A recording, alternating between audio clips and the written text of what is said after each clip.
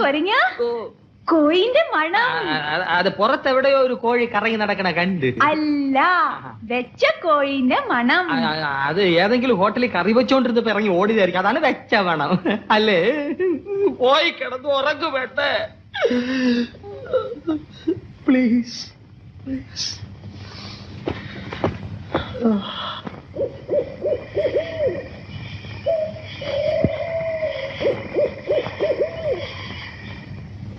അവൾ ഉറങ്ങി, വല്ലതും കഴിക്കണ്ടേ? നവാ